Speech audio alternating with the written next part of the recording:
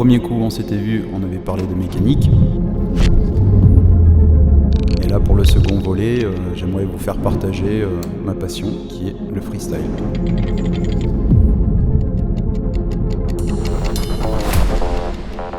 Je m'appelle Scoumi, j'ai 38 ans, je fais des vidéos sur YouTube où je partage de la mécanique et du freestyle en moto.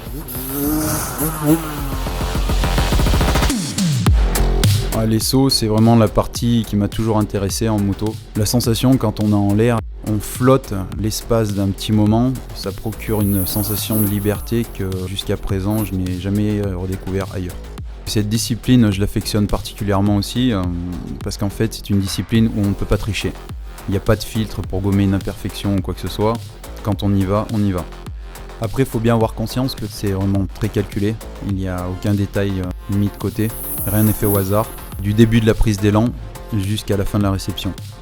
Le standard en FMX en général, pour une rampe qu'on appelle rayon 9, c'est une distance de 23 mètres crête à crête.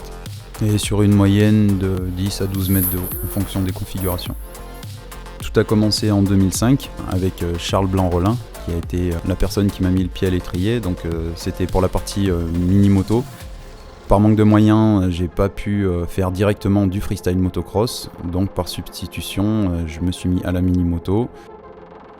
Tout de suite, ce qui m'a attiré, c'est le côté de prendre sa moto, mettre un casque et puis partir s'amuser avec, sans aucune règle, sans aucune limite. Les différents magazines qu'on avait à l'époque, freestyle motocross, puis il y avait aussi quelques exemples de Silver, etc. Toutes sortes de magazines qui représentaient la discipline, et ces gens-là m'ont vraiment donné envie, quoi. Ce qui me touche dans le FMX, c'est le côté artistique, le style, n'importe quelle figure et tout. J'ai les yeux, moi, qui brillent. Ça me fait vraiment quelque chose au fond de moi-même, quoi. Le FMX m'a apporté beaucoup de choses dans la vie.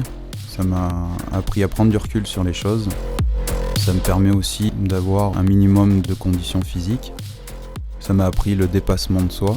Ça m'a appris à repousser des peurs inconnues.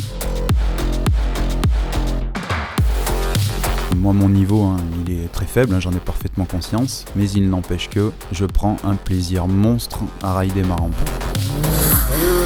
J'ai vraiment une très grande admiration et un profond respect pour tous ceux qui pratiquent dans le cadre professionnel. Il faut vraiment se rendre compte du travail qu'il y a derrière. Comme ça paraît facile quand on les voit faire et tout, mais justement, le travail qu'il y a derrière est colossal.